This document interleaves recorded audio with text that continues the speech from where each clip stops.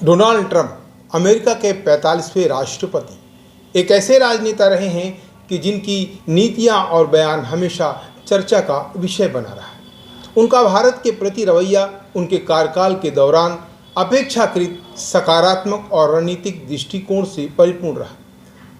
हम ट्रंप के भारत के प्रति दृष्टिकोण, उनके वक्तव्यों, द्विपक्षीय संबंधों पर प्रभाव और दीर्घकालिक परिणामों का विश्लेषण कर रहे हैं।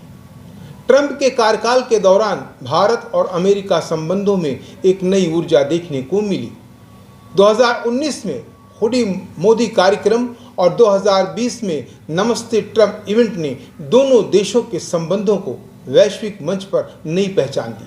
ट्रंप और प्रधानमंत्री नरेंद्र मोदी के बीच हालांकि ट्रंप भारत के प्रति रणनीतिक रूप से सकारात्मक रहे, लेकिन व्यापारिक मोर्चे पर उनका रवैया अपेक्षाकृत सख्त रहा।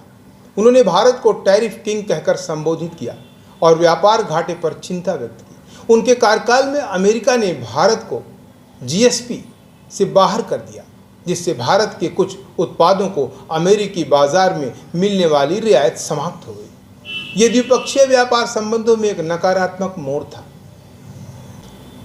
ट्रंप प्रशासन की सख्त आव्रजन नीतियों का असर भारतीय पेशेवर भी पड़ा, विशेषकर H1 वीज़ा धारकों पर।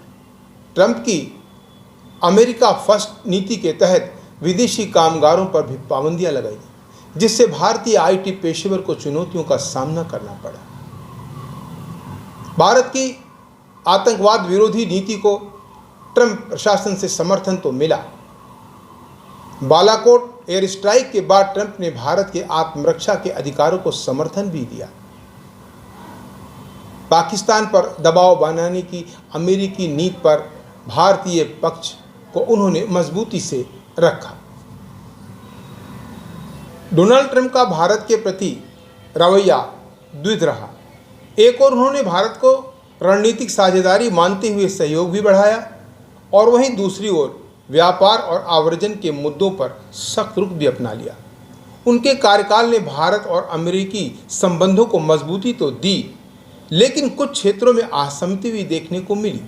फिर भी ये कहना अनुचित नहीं होगा कि ट्रंप प्रशासन ने भारत को वैश्विक मंच पर एक प्रमुख साझेदार के रूप में स्वीकार भी किया और संबंधों को आगे बढ़ाने में महत्वपूर्ण भूमिकाएं भी निभाई।